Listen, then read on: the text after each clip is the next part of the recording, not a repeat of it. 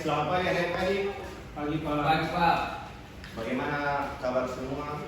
Baik Pak. Baik Pak. Oke. Sebelum kita memulai bicara hari ini, Pak minta satu memimpin kita dalam doa. Baik, sebelum kita belajar, mari kita satu doa. Bapa Allah, Tuhan yang di surga, Bapa kami semua, terima kasih Tuhan. Semasa kami akan mulai pelajaran hari ini, Tuhan tolong buku kami Tuhan, apa yang kita berguru kami bisa mengerti dan paham dengan baik Tuhan. Terima kasih Tuhan dan dia amin. Terima kasih Adik Santos telah membawakan doa untuk kita pagi hari ini. Pertama Pak, mau tanya ke ini dan hari ini, apakah semuanya masuk? Masuk Pak. Masuk Pak. Baik. Ada yang masih ingat materi minggu lalu kita tentang apa? Kasih keuangan Pak. Oke, baik, kali ini kita akan melanjutkan materi kita, yaitu koperasi dalam perekonomian Indonesia. Yang pertama, pengertian koperasi. Bahkan menjelaskan pengertian koperasi adalah suatu perkumpulan yang beranggotakan orang ataupun badan yang melakukan kerjasama. Koperasi juga merupakan gerakan ekonomi rakyat yang berasaskan kekeluargaan, dan koperasi itu sendiri memiliki tujuan ialah untuk meningkatkan kesejahteraan anggota, dan di dalam koperasi itu sendiri memiliki landasan bahwa anggota koperasi harus bergotong royong dan setia kawan. Kita lanjut yang kedua, pengertian koperasi menurut para ahli. Ada yang bisa menjelaskan pengertian koperasi menurut para ahli? Ya baik Pak. Saya ingin menjawab Pak. Siap. Nah, yang pertama yaitu pengertian koperasi menurut para ahli M. Margono, Joko Adi Kusumo. Koperasi adalah perkumpulan manusia, seorang orang yang dengan sukanya sendiri hendak bekerja sama untuk memajukan ekonominya. Ya sudah Pak. Terima kasih Adik Safi untuk penjelasan yang diberikan tentang pengertian koperasi menurut M. Margono, Joja Hadi Kusumo. Kita lanjut lagi, yang kedua menurut R.S. Soeria Maja, yaitu koperasi adalah suatu badan usaha yang secara sukarela dimiliki dan dikendalikan oleh anggota yang juga pelanggannya dan dioperasikan oleh mereka, dan untuk mereka atas dasar nirlaba atau dasar biaya. Sampai sini adik-adik sudah mengerti? Sudah. Sudah Pak. Oke, baik, kita lanjut lagi yang berikut. Tujuan koperasi. Di sini Pak akan menjelaskan tentang tujuan koperasi.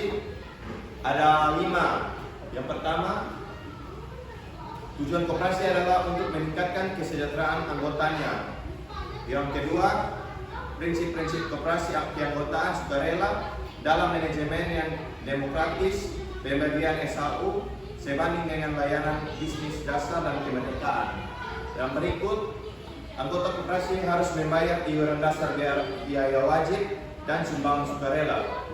Yang keempat, elemen yang ada lambang koperasi adalah rantai, roda gigi, beras, kapas, timbangan, berisai bintang, pohon beringin, penulisan koperasi Indonesia, dan merah putih. Yang terakhir, anggota harus mematuhi anggaran dasar dan anggaran rumah tangga. Yang berikut Pak akan menjelaskan tentang jenis-jenis koperasi. Jenis-jenis koperasi. Yang pertama, koperasi berdasarkan jenisnya, yaitu ada 4. Yang pertama, koperasi produksi. Kedua, koperasi konsumsi. Ketiga, koperasi simpan pinjam. Dan yang terakhir, koperasi serba usaha.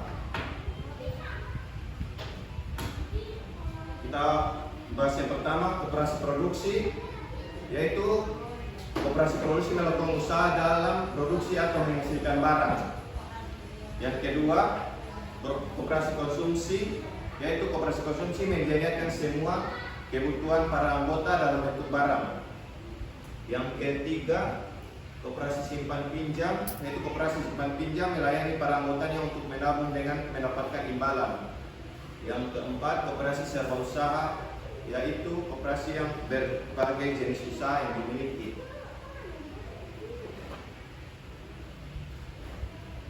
Yang berikut, koperasi berdasarkan keanggotaannya, yaitu terbagi menjadi 4 bagian. Yang pertama, koperasi pegawai negeri. Yang kedua, koperasi pasar. Yang ketiga, koperasi unit. Dan yang terakhir, koperasi sekolah. Yang pertama, koperasi pegawai negeri, yaitu koperasi ini beranggotakan para pegawai negeri baik pegawai pusat maupun daerah. Yang kedua, koperasi pasar atau kopas, yaitu koperasi yang beranggotakan para pedagang pasar. Yang ketiga, koperasi unit desa atau KUD, yaitu koperasi yang beranggotakan masyarakat pedesaan untuk melakukan kegiatan usaha bidang ekonomi, terutama berkaitan dengan pertanian atau perikanan. Yang berikut, koperasi sekolah, yaitu koperasi yang beranggotakan warga sekolah, yaitu guru, karyawan, dan siswa. Yang berikut berdasarkan tingkatnya. Pak, minta satu orang untuk menjelaskan untuk kita. Ya, baik. Koperasi berdasarkan tingkatnya ada 2, Pak. Ya, yaitu Pak. yang pertama koperasi primer, yang kedua koperasi sekunder. Oke, baik. Terima kasih Safri telah menjelaskan. Yang pertama, koperasi primer, yaitu koperasi yang beranggotakan orang-orang. Yang kedua, koperasi sekunder, yaitu koperasi yang beranggotakan beberapa koperasi lainnya. Kita lanjut yang berikut, jenis koperasi berdasarkan fungsinya, yaitu terbagi menjadi 3. Yang pertama, koperasi konsumsi, yaitu koperasi yang didirikan untuk memenuhi kebutuhan umum sehari-hari para anggotanya. Yang kedua, koperasi jasa, yaitu untuk memberikan jasa keuangan dalam bentuk pinjaman kepada para anggotanya. Dan yang terakhir, koperasi produksi, yaitu bidang usahanya adalah membantu penyediaan bahan baku, penyediaan produksi, membantu memproduksi jenis barang tertentu, serta membantu menjual dan memasarkan hasil produksi tersebut. Kita lanjut ke materi selanjutnya, yaitu manfaat koperasi. Manfaat koperasi terbagi menjadi 2, yaitu manfaat koperasi di bidang ekonomi dan manfaat koperasi di bidang sosial. Manfaat koperasi di bidang ekonomi terbagi menjadi 6, yaitu yang pertama, meningkatkan pendapatan anggotanya. Yang kedua, penawaran barang dan jasa dengan harga lebih murah. Yang ketiga, tumbuh mencari motif manusiawi. Yang keempat, menemukan sikap kejujuran dan keterbukaan dalam pengelolaan koperasi. Yang kelima, untuk melatih orang yang menggunakan pendapatan mereka lebih efektif dan digunakan untuk hidup yang lebih hemat. Dan yang terakhir, manfaat di bidang sosial terbagi menjadi 3. Yang pertama, mempromosikan pembentukan kehidupan yang damai dan tenang dari masyarakat. Yang kedua, mempromosikan pembentukan aturan yang manusia dibangun bukan pada materi hubungan, tapi lebih rasa kekeluargaan. Dan yang terakhir, mendidik anggota untuk memiliki semangat kerjasama dan semangat persaudaraan. Yang berikut lagi, peran koperasi dalam perekonomian Indonesia, yaitu peran koperasi dibagi menjadi 5. Yang pertama, posisinya sebagai pemain utama dalam kegiatan ekonomi di berbagai sektor. Yang kedua, penyedia terbesar lapangan kerja. Yang ketiga, pemain penting dalam pengembangan kegiatan ekonomi lokal dan pemberdayaan masyarakat. Yang keempat, pencipta dasar baru dan sumber inovasi. Yang kelima, berkontribusi dalam menjaga neraca pembayaran melalui kegiatan ekspor. Oke, baik Pak, mau tanya sampai sini, kalian sudah mengerti? Sudah Pak. Sudah Pak. Oke, kalau adik-adik sudah mengerti, kita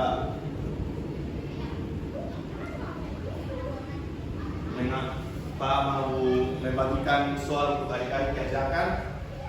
Di sini Pak akan bagi ke dalam 2 kelompok. Nama-nama kelompok Pak sudah bagi di grup. Tinggal soalnya Pak akan membacakan soal untuk adik-adik. Soal yang pertama untuk kelompok 1, apakah koperasi sama dengan bank? Dan soal yang kedua,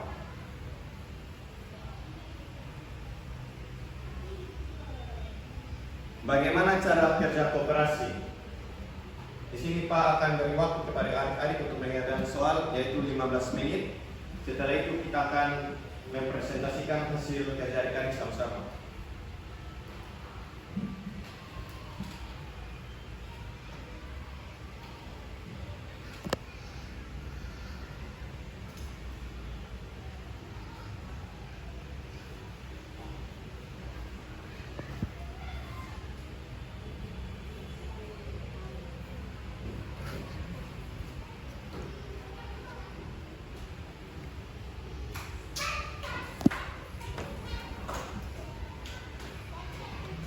Oke, baik Pak, rasa waktunya sudah cukup. Baik, untuk kelompok 1 apakah sudah bisa mempresentasikan hasilnya? Sudah Pak. Oke, baik, silakan Adik Santos. Oke baik. Soal yang tadi Pak bacakan itu di sini, koperasi, apakah koperasi sama dengan bank? Menurut saya Pak, tidak Pak. Kenapa saya bilang tidak? Koperasi dan bank merupakan badan usaha yang berbeda Pak. Ya, baik. Ya, itu saja Pak. Oke, terima kasih untuk Adik Santos dalam menjawab. Pak ingin menambahkan sedikit tentang jawaban yang diberikan tadi oleh kelompok 1, yaitu walaupun ada koperasi simpan pinjam yang cara kerjanya hampir seperti bank, namun secara asa dan prinsip bank dan koperasi sangatlah berbeda. Koperasi menggunakan asas kekeluargaan dan melibatkan semua anggotanya dalam segala hal, termasuk laporan tahunan. Oleh karena itu, setiap anggota koperasi wajib mengikuti rapat tahunan untuk mengetahui perkembangan koperasi yang diikutinya. Oke, baik, sampai sini apakah kelompok 1 sudah paham? Sudah Pak, sudah Pak. Oke, baik. Kita lanjutkan kepada kelompok 2. Ya baik, terima kasih Pak. Saya perwakilan dari kelompok 2 ini mempresentasikan hasil diskusi kami, yaitu tentang bagaimana cara kerja dari koperasi. Cara kerja koperasi ini berbeda dengan badan usaha keuangan lainnya. Koperasi yang dibentuk harus mengumpulkan anggotanya terlebih dahulu. Setelah itu diadakan rapat pembentukan dan pengesahan badan usaha. Terima kasih Pak. Oke, baik. Jawaban dari Adi Safri tentang bagaimana cara koperasi, yaitu Pak ingin menambahkan sedikit, yaitu cara kerja koperasi ini berbeda dengan badan usaha keuangan lainnya. Koperasi yang akan dibentuk harus mengumpulkan anggotanya terlebih dahulu. Setelah itu diadakan rapat pembentukan dan pengesahan barang usaha. Modal yang didapatkan koperasi merupakan iuran awal dan iuran tetap untuk para anggotanya, sehingga koperasi berjalan atas asas kekeluargaan dengan modal bersama dan hasilnya akan dibagi kepada seluruh anggota koperasi. Oke, sampai sini untuk kelompok 2 sudah paham dengan apa yang diberikan? Sudah Pak. Oke, baik adik-adik.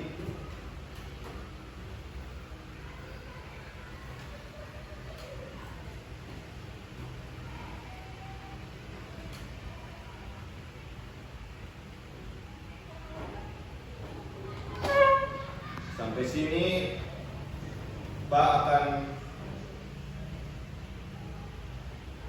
memberikan sedikit kesimpulan. Apakah ada yang bisa menyimpulkan?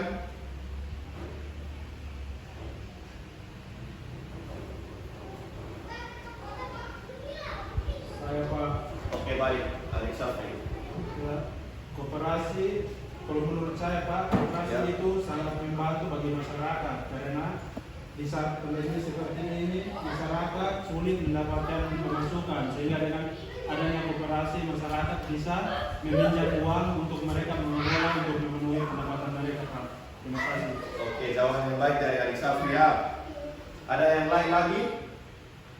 Tidak ada, Pak.